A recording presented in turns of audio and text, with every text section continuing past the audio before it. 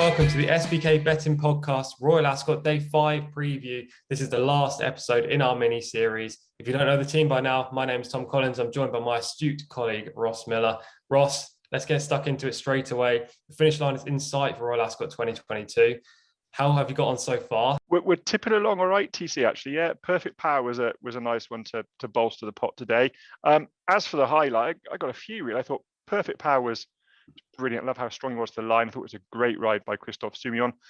In Spiral, well, we got her all wrong. You know, she was immense. And to do that off the back of a layoff, probably going to step forward. I thought she was really special. And then I really liked the ride Ryan Moore gave changing of the guard.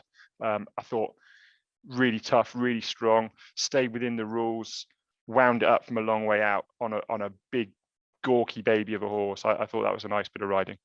Yeah, it was a good ride by Ryan Moore on changing of the guard. I also thought it was a great ride by Sean Levy on Heredia. Yes, they did get a bit close to the line, but it didn't change the result. It wasn't a Paul Hannigan type of incident this time around, and we're definitely not going to be slating him for that. She's a very unexposed filly, but she's 4 from 4 now and looks a really exciting type. Let's get into the two big races then. Start with the Commonwealth Cup. You've mentioned their Perfect Power won really impressively. Thank the Lord that he won. Praise the Lord. Fingers crossed, all sorts, because he saved me from a horrific week, I have to say, Ross. Well done for your winning selection too. Aside from him or including him, what did you make of the race? Well, I thought it revolved around Soumillon and his awareness of what was happening in the race. He said in his interview afterwards he was further back than he wanted to be. He was astute and alert to Jim Crowley trying to move up on his outside Neres and stop him getting a run.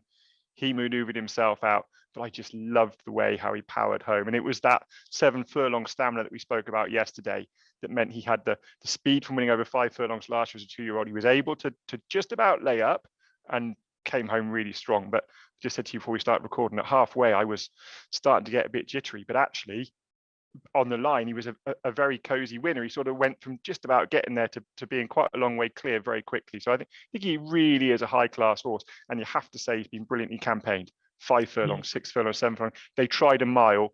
I think they have to be applauded. Too often people are afraid to try something for fear of it going wrong. Okay, he didn't stay a mile, come back, train him differently, win the Commonwealth. He's surely got an exciting career ahead of him as a stallion now. And I think that's all credit to them. Yeah, you've touched on the 2 points I was going to mention as well. But I thought the ride was brilliant. As you say, when Jim Crowley came alongside on Eraz, there was a bit of a worrying moment, but Perfect Power extricated himself from the gap and just really hit the line nicely. And I love the race placing. As you say, they gave it a try in the Guineas. It didn't work out. This horse had proved last year he was the best sprinter in the UK. And it's great to see that he's retained all that ability and his superiority over his counterparts. The fact he's managed to bounce back from a couple of below par runs, well, one below par. He won the Greenham on his penultimate start and still win over 6 furlongs just proves that he's retained his ability. He's progressed from 2 to 3 and he remains a really impressive sort. Now, the other feature was the Group 1 Coronation Stakes, a race where it didn't really require a good ride on his Spiral because, look, we've got this horse completely wrong, but she bolted up. She won by 4 3/4 lengths, another filly that has progressed from 2 to 3. What did you make of her effort?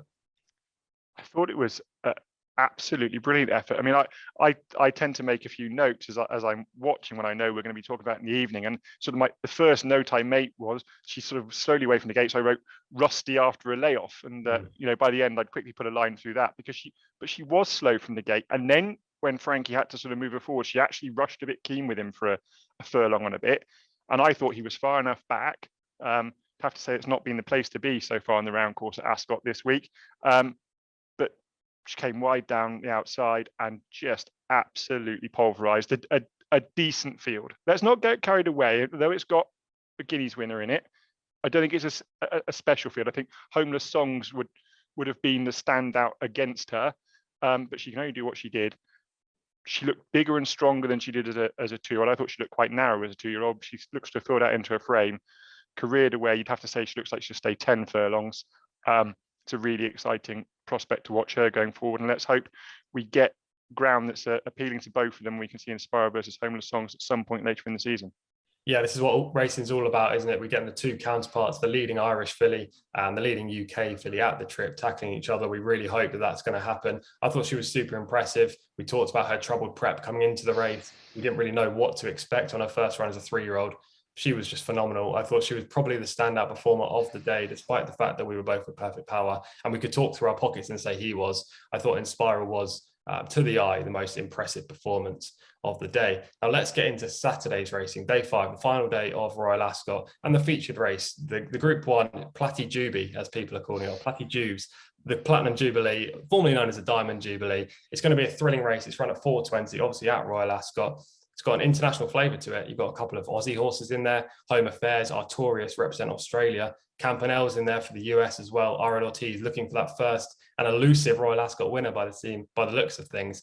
UK contingent strong, the Irish contingent strong, and there's a Japanese raider in Grenadier Guards as well.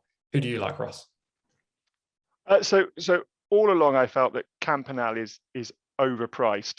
I think she won last year, albeit she got demoted in spite of the soft ground. I liked how tough she was. I do like horses that over the 600 at Ascot that stay well, and I think she stays this trip very, very well.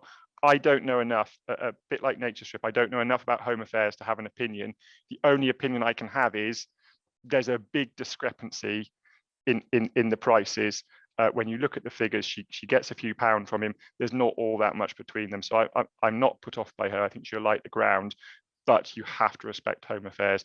On the back of the form he has tying in with Nature Strip, and the fact that they've comfortably decided that Nature Strip can hop on the plane and go home and get ready for the Everest, they seem happy that they can rely on one dart rather than two.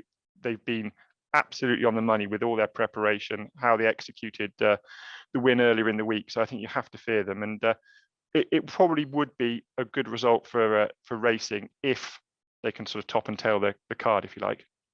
Yeah, I completely agree with virtually everything you said there. All the sentiments. I can't really have a strong selection in the race like you because I don't know exactly how all the form ties in with each other. Home Affairs, obviously the horse to beat based on that form with Nature Strip. He was so impressive in the King's Stand, albeit Golden Power didn't run as many people expected.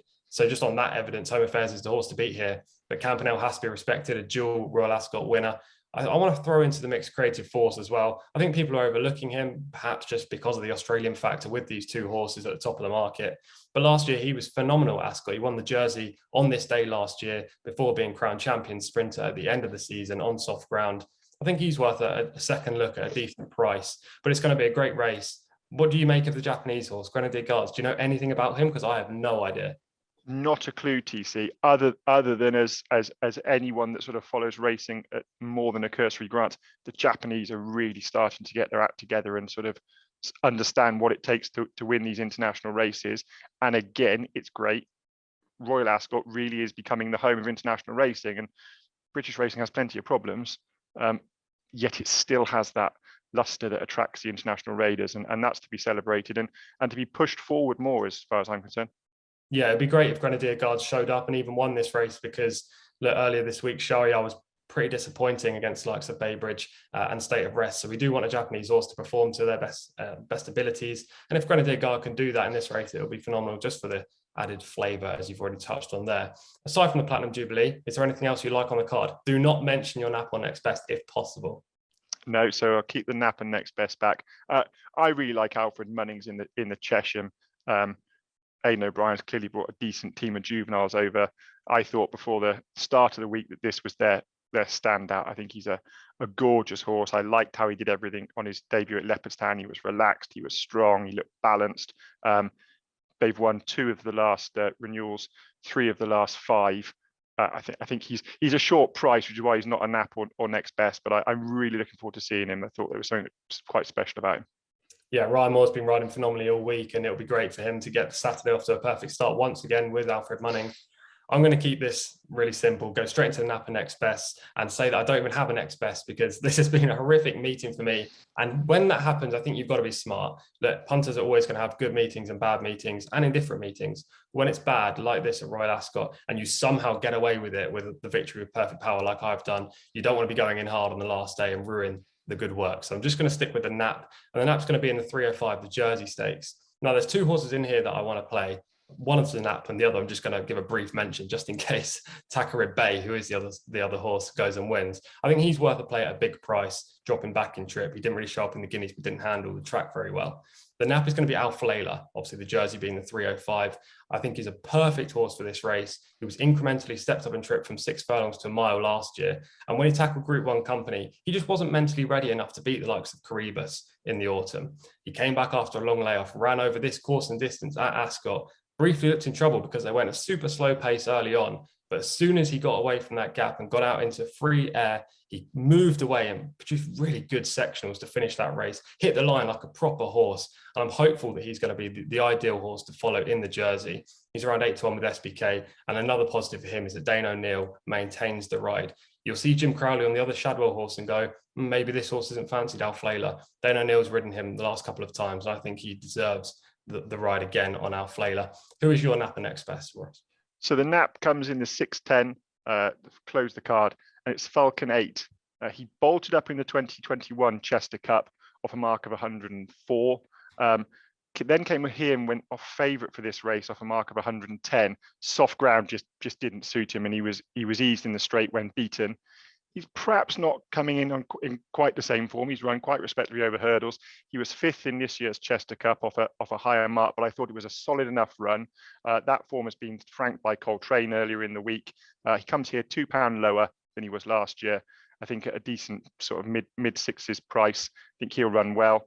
And then the next best comes in the 5 o'clock, and it's a bit of a flyer, but I really like Johnny Murter handicaps at Ascot. He doesn't bring them over for the sake of it. Frankie Dettori is quite an eye-catching booking, and it would just be a sort of Frankie thing to do, having had the week he's had, to have a flying Saturday. He's well drawn. He'll love the ground. So it's Urban Beat in the 5 o'clock. Yeah, Falcon 8, the horse you mentioned there, your nap is 6-1 in the 6:10 with SBK. Urban Beat 33-1. Big juicy price on the final day of Royal Ascot in the 5 o'clock. And that brings us to the end of the mini series. Have you enjoyed it, Ross? I have TC. It's added something to my Ascot viewing. Listening to your astute knowledge has sort of sharpened my game, because as we know, National Hunt is my thing really. And yeah, it's added a great level of enjoyment to it. So same time next year, hopefully. Yeah, exactly. Fingers crossed. And I hope everyone at home has enjoyed it as well. If you have, please whack a like on this podcast and our other podcasts. Slap a comment in there as well and subscribe. We do really appreciate it. SBK offer, we have to mention it. We do every single podcast. New customers deposit £10, you get £30 in free bets. T's and C's apply. I mean, it's my little initial, so I've got to say T's and C's apply all the time. We'll be back with the normal SBK betting podcast on Thursday for next Saturday's racing. Please tune into that. I hope you've liked it, and I hope you've had a very successful Royal Ascot and better than my own. We'll see you then. Until next Saturday.